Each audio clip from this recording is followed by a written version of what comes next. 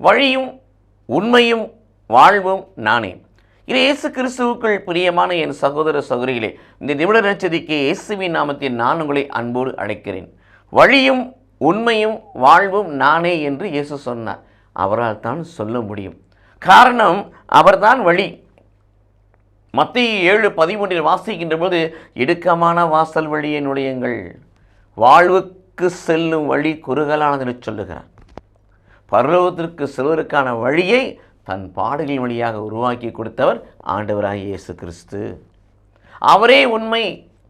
யோவான் 1:1 வாசிக்கிறோம், ஆதியிலே வார்த்தை இருந்தார், அவர் கடவுளோடு இருந்தார், அவர் கடவுளுமாய் இருந்தார். அந்த வார்த்தை தான் பிரியமானவர்களே 1:14 யோவானில் வாசிக்கிறோம், வார்த்தை மனு உருவானார், நம்மிடையே குடிகொண்டார். ஆக அவர்தான் வார்த்தை, அவர்தான் மனு உருவானார், அவர்தான் மீண்டும் வார்த்தையாயும் ஆவியாயும் இருக்கிறார்.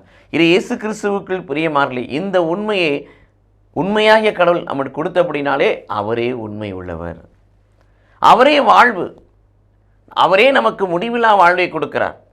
யோவான் நற்செய்தி 6:68 பேதுரு சொல்லுகிறார், யாரிடத்தில் செல்வோம் இறைவா? வாழ்வு தரக்கூடிய நிலை, வாழ்வு தரக்கூடிய வார்த்தைகள் உம்மிடத்தில் தானே உள்ளன.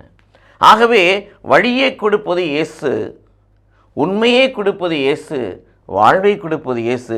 ஆகவே அவர் தன்னை குறித்து சொன்னார், நானே வழியும் உண்மையும் வாழ்வும். வழியாகிய உண்மையாகிய வாழ்வாகிய இயேசுவை பற்றி கொள்வோம், அவரை பின்தொடர்வோம்.